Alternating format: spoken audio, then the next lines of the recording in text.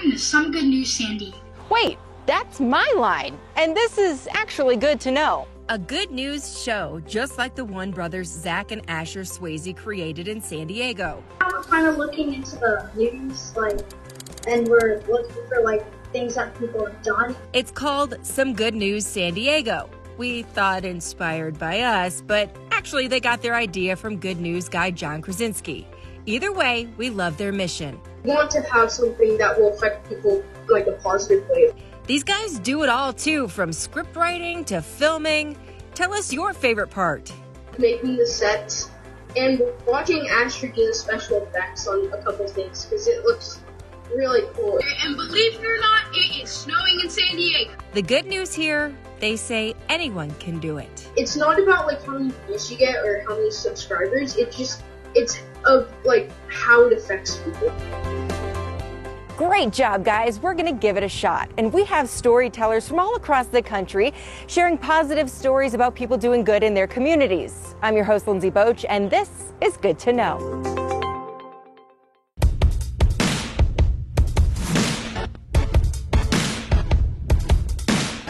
To have your passion and your purpose meet is really an amazing thing. I just fell in love with it from the very beginning.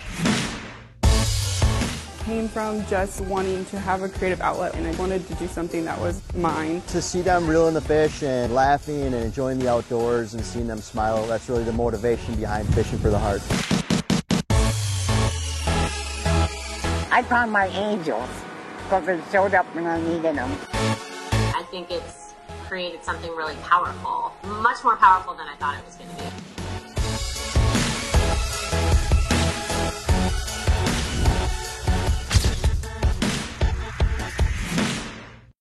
Today's good news starts with a girl in Michigan who will instantly grab your heart. They always ask how old she is, and I say, take a guess. And they always say 9, 10, 12. And I said, think again. This lovely lady is Bear.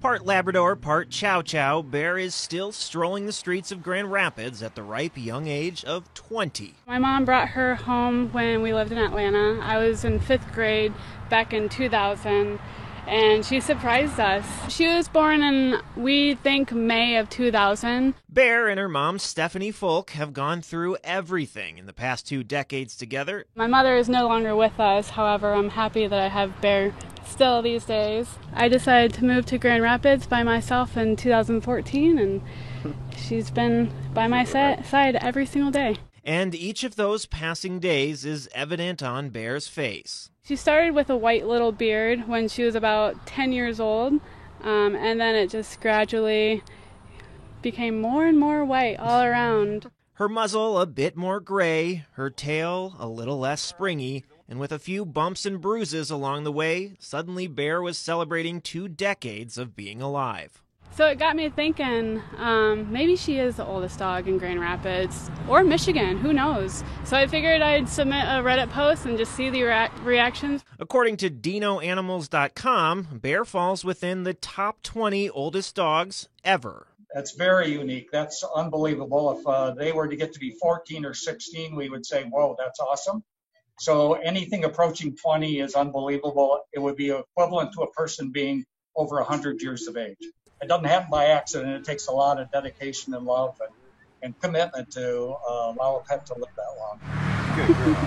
Stephanie and her boyfriend Royland make sure to stay on top of Bear's health. Aside from sleeping 18 hours out of the day, then we like to keep her active as much as we can. I give her salmon oil every single day in her food. And maybe she gets a bit of special treatment now and again, but hey, she's earned it. We do live on the 2nd story, so I have to carry her up and down the stairs 3 times a day to take her outside to go to the bathroom. But, I mean, she loves it. She just lets her legs dangle. And I've taken her camping a few times. She loves being in the woods, as a bear should. And the couple are already planning for Bear's next year of a life well lived. I think next year we're going to get her a little tiara and a sash for her 21st birthday. We're keeping the positivity going with some barbecue in Buffalo, where an amazingly cool gesture turned out to be a lifesaver. You are looking at, quite possibly, Parker's Pit Barbecue's biggest fan. I go on a Thursday, and then I'll go down there on a Saturday, and I try to get there on a Sunday. So you're a regular? Yeah. Their food's good. Beverly recommends the pulled pork. Our customers are not customers, they're more barbecue family. And that family was put to the test. Beverly got some BBQ delivered to her home in Middleport on Sunday.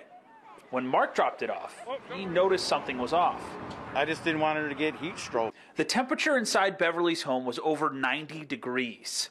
Beverly described it another way. Like hell. So everyone at Parker's Pit took their tip money and bought Beverly a new air conditioning unit. I found my angels because they showed up when I needed them. Beverly believes another night in the heat, she may have died.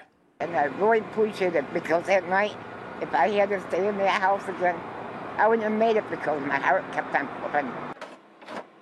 You may not think barbecue and life-saving help, but that's what happened. Mark attributes his act of kindness to the kindness he received years ago when he was laid off just before Christmas. A couple days before, a few people showed up at my place with presents, meals, and so on and so forth. And I always told myself, if I can help out, I'm gonna.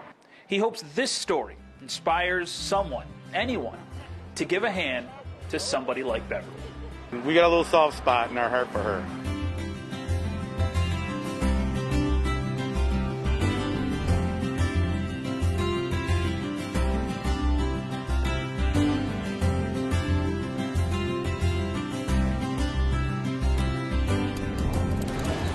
On Knickerbocker Avenue and Jefferson Street in Bushwick, there is a refrigerator just outside a deli. It's painted blue, and in black letters in Spanish is written, "Everybody's Fridge." Francisco Ramirez says it's a practical solution to a big problem in his community, food insecurity. Sending the message as a community, unity, and love. Ramirez says he's just one of dozens of volunteers who clean the fridge, give food, and take food every day. No one is really in charge here, he says, and that's the beauty of it. You don't have to be rich, you don't have to be that accessible. You can walk by and put a snack in the fridge. Yeah. Like Bahar Baharlu, who just dropped off a dozen eggs on her bike.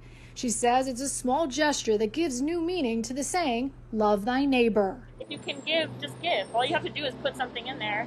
It's not hard. They're called community fridges, and there are 11 that have popped up across the city.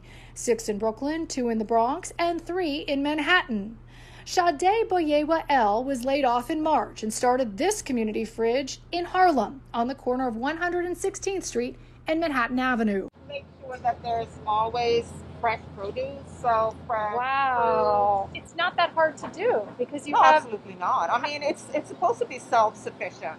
Oscar Law lives in the brownstone right next to the Harlem Community Fridge and says he put cereal in it last week and Monday took out some beans. And I see people every day come and put things in, food in the fridge, on top of the refrigerator. When you see that? Makes me feel good. Food is delivered to the refrigerators by a network of over 50 people that include 2 nonprofit organizations called In Our Hearts and Community Solidarity.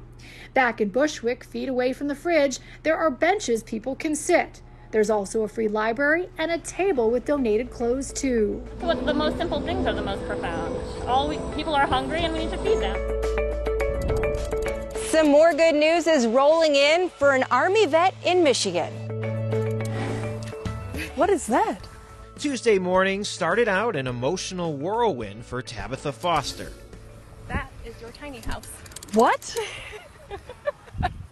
Previously a pilot and then an overseas medic in the Army National Guard, she's now in the process of moving from Kentucky to West Michigan for a fresh start, working with her friend Amber, who operates Soulshine Wildlife Center in Sparta. She had told me that she had some time off and wanted to come up and volunteer at Soulshine, and I had coordinated with 84 Lumber on when they'd be available for delivery. I won! Oh my gosh, my mom's gonna die! Foster won the tiny home after submitting an entry to Pennsylvania-based company 84 Lumber as part of a contest. Can I touch it? Yeah, it's all yours now. We have hundreds of military veterans within our organization, so we want to make sure they're feeling appreciated and really just take the time to give back to those that have served our country. We'd love to give you this tiny house and just thank you for serving our country. Thank you so much. We just had a really compelling story about, you know, coming back from Afghanistan and not really knowing what's next for her and trying to find the next career. With a master's degree in biology, Foster will soon begin working with Amber at Soulshine and living in her new tiny home. I mean, I'm a disabled veteran, so I don't have very much money, and I had no idea how I'm going to move up here to Michigan, if it was even possible, and now I have a tiny house. So this is one of our raccoon enclosures. They're messy little things. I see amazing things happening, and now I have somebody on the team who understands the way I am and the way that I operate, and someone who views things very similarly in terms of the animal welfare and how we want to care for the animals here. With the help of a tiny home, Tabitha now on her way to a big new adventure here in West Michigan. Oh, I'm so happy for you.